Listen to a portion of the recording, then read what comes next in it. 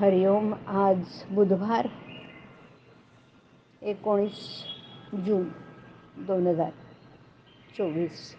सद्गुरू ब्रह्मचैतन्य गोंदवलेकर महाराज आज काय सांगणार आहे तर मी कोणीतरी आहे ही वृत्ती घातक आहे. ऐकूया त्यांचे विचार. पुष्कळ लोकांच्या अडचणी ऐकून असा विचार मनात आला की जगातल्या सर्व दुःखाचं मूळ देहदुःख आणि पैशाची टंचाई ह्यात मुख्यतः साठवलेलं आहे. या दोन गोष्टीत जर मदत करता आली तर पुष्कळ लोकांना सुखी करता येईल असं वाटू लागलं आणि त्या दृष्टीने विचार सुरू झाला.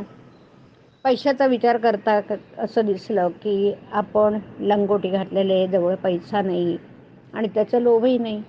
आता दुसऱ्याला पैसा द्यायचं म्हटलं म्हणजे त्याचा प्रथम आपल्या ठिकाणी लोभ उत्पन्न केला पाहिजे, तरच तो मिळवावा अशी बुद्धी उत्पन्न होईल. नंतर पैसे मिळवणं आणि त्याच्यानंतर तो गरजवंताला देणं.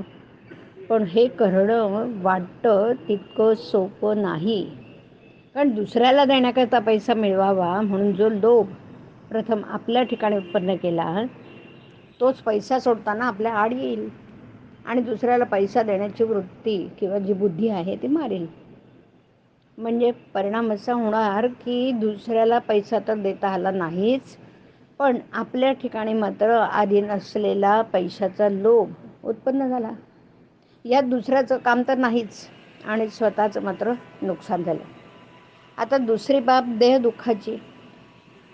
ज्याची देहबुद्धी मेलेली आहे त्याला दुसऱ्याच्या देहदुःखाची जाणीव होऊ शकत नाही.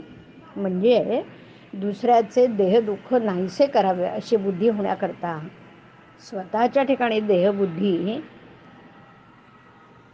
जागृत करावी लागेल. समजा इतकं केलं आणि दुसऱ्याचं देहदुःख निवारलं तरी त्याला पुन्हा देहदुःख भोगावं लागणारच नाही. असं कसं होईल? आज झालेली पोटदुखी बंद केली तरी कालांतराने त्याला ताप किंवा इतर आजार येणारच नाही. असं कसं होऊ शकेल? म्हणजे देहदुःख कायमचं टाळता येत नाही आणि पैसाही देता येत नाही. अशाने जगाला सुखी तर करता येत नाहीच, पण आपल्या स्वतःच्या ठिकाणी मात्र नसते दोष उत्पन्न केल्यामुळे स्वतःची अवनती केल्यासारखं होऊन नुकसान मात्र पदरात पडतं. आणि म्हणून रामाची प्रार्थना केली पाहिजे की असल्या गोष्टी करण्याची शक्ती आणि बुद्धी मला देऊ नकोस. बालपणाची सरळ वृत्ती नाहीशी व्हायला दोन मोठी कारण, एक पैसा आणि दुसरी विद्या. दोन्हीपासून मी कुणीतरी श्रेष्ठ आहे ही वृत्ती उत्पन्न होते आणि ती घातक. मी कुणीतरी आहे असं वाटण्यापेक्षा मी कुणाचा तरी आहे असं वाटणं नक्कीच हिताचं आहे. जगातले अत्याचार, अनिती, अधर्म, असमाधान या सर्वाचं कारण हेच की मनुष्य जास्त लोभी झाला आहे. देवाची ज्याच्यावर कृपा आहे त्याला तो पोटापुरता पैसा देतो, पण ज्याची परीक्षा पाहायची त्याला भगवंत जास्त पैसे देतो. आपल्याला हव्या त्या गोष्टी देण्यामध्ये भगवंताची खरी कृपा नसून असेल त्या परिस्थितीमध्ये आपलं समाधान टिकणं ही त्याची खरी कृपा. हरिओम. हरिओम तत्सत. हरिओम.